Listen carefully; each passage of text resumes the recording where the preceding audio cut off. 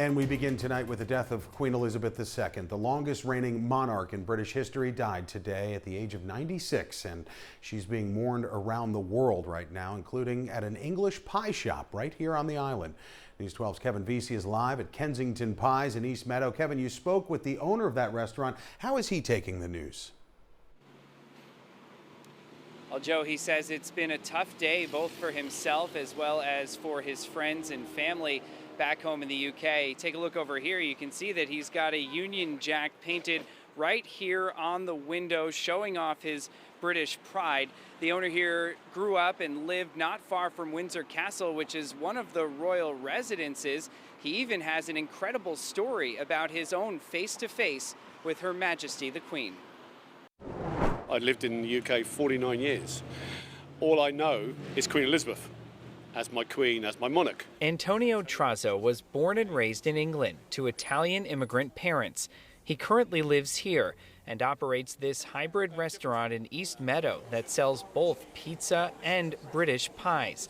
Today, there's an air of sadness as he remembers Queen Elizabeth II, who reigned over the UK for 7 decades. She's been very dignified, loyal, hardworking, trustworthy, and a great ambassador for humanity as well as the United Kingdom. Trazzo worked in the food business back home as well and catered a cricket match on the grounds of Windsor Castle in 2010.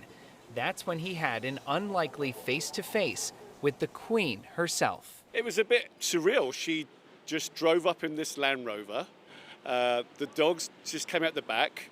She drove herself, moseyed on up to the pitch. Everyone lined up. We all got introduced by the captains, and we got introduced because we were the caterers. She then went down the line shaking everyone's hand, and the chef who made the food that day spent a brief moment with the country's beloved monarch. Bowing to her at the cricket ground was pretty special. Her son, King Charles III, will now assume his place on the throne. Antonio wishes him success, but says he has enormous shoes to fill. He's not as liked as her, for sure, and his children are liked more than he is. But at the end of the day, he does a lot for charity. I'm sure he'll step up to the challenge and do what's right for the country. And Antonio plans to possibly make a special Union Jack pie over the weekend. It would be a chicken pie like this, and he would call it the Queen's Pie to remember her legacy. And we'll have more on Queen Elizabeth II's life and reign. That will be coming up in the next half hour. Joe?